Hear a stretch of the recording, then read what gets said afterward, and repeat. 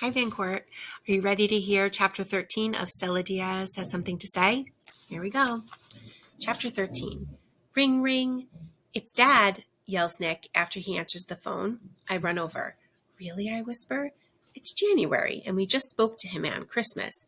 He usually never calls this soon after Christmas. Nick nods. He covers the phone.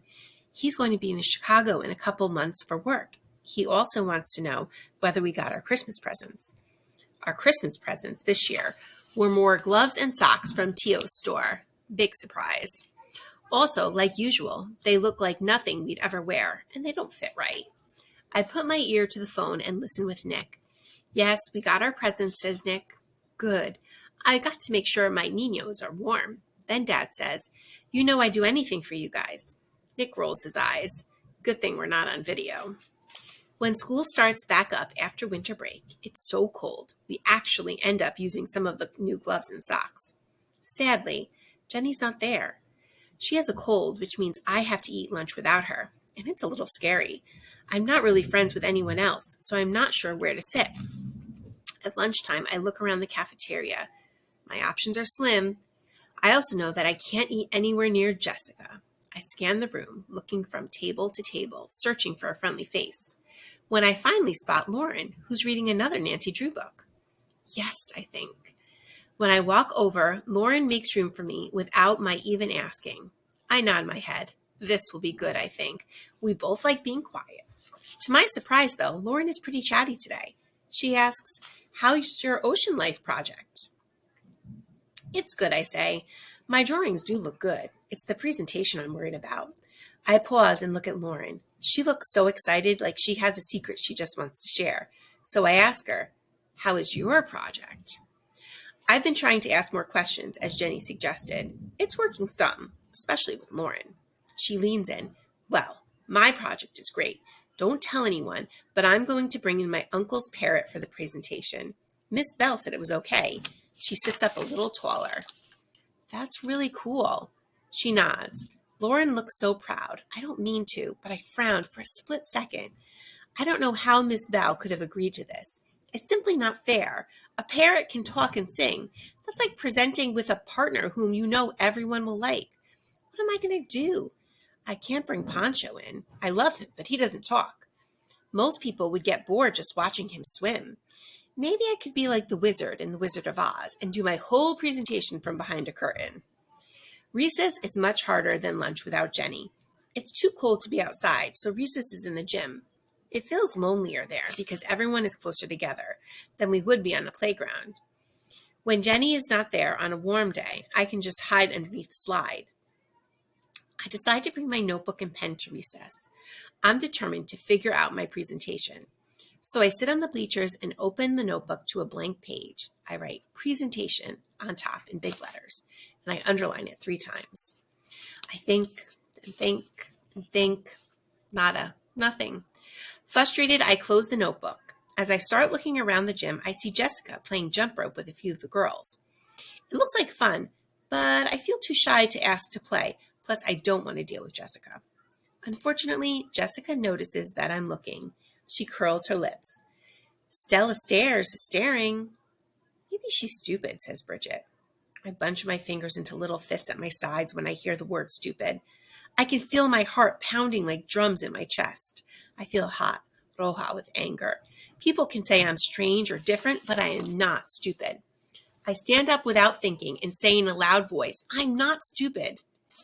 Jessica's eyes get big for a second. She looks surprised, even a little nervous, but that only lasts a moment. Bridget starts laughing and Jessica joins her.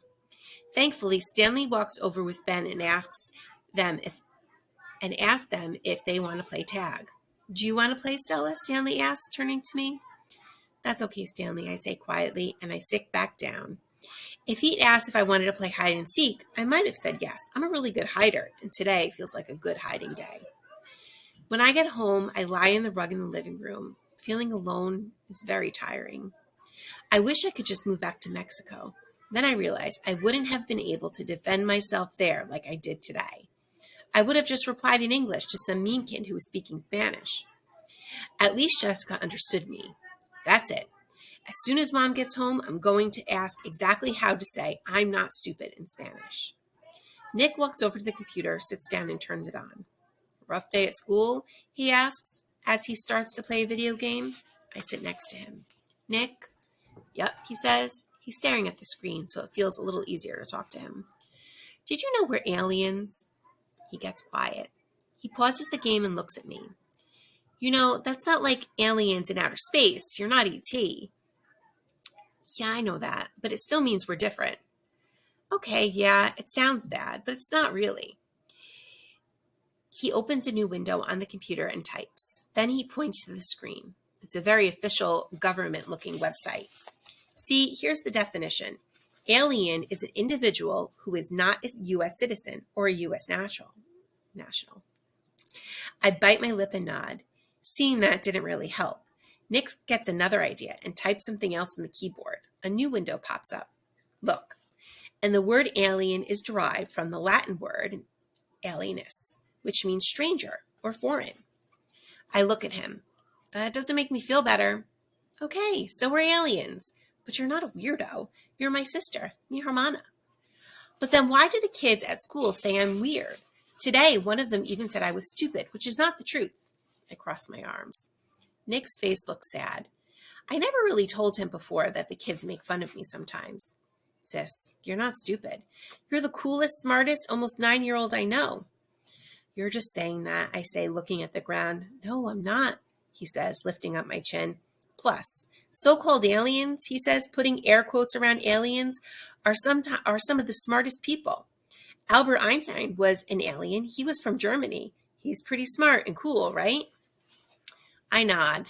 Jenny's mom is an alien. I nod again. That's true. And if she hadn't moved here, I might never have met Jenny, which would have been terrible.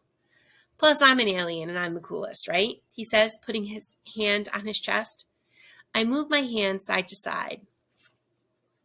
Nick laughs and continues.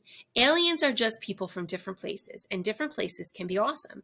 Can you imagine if we were born here and we weren't Mexican? Mom wouldn't know how to make abandigas. I gasp. I haven't considered that. Or worse, we just call them meatballs instead. And they would be boring meatballs. Sin sabar. That makes me feel a little better. I like it when Nick listens to me. Still, I can't help but feel scared thinking about the presentation. What's that frown about? He asks.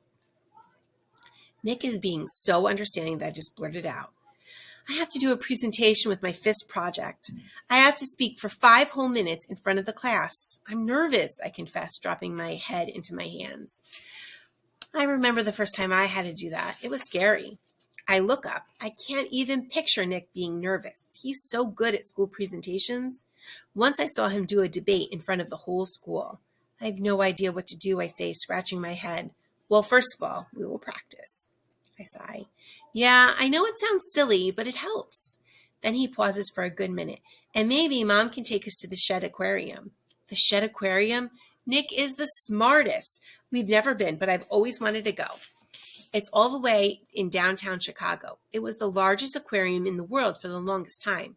I throw my arms around him. All right, he says, hugging me back. I can see the small smirk on his face. It'll be good. We can do some research and get some ideas for your presentation. Yes, I exclaim. And don't worry, I'll help you, sis, he says, then nudges me. He puts 2 fingers above his head like antennas. We aliens gotta stick together. All right, that's chapter 13. I hope you liked it. Enjoy the rest of the book. Bye.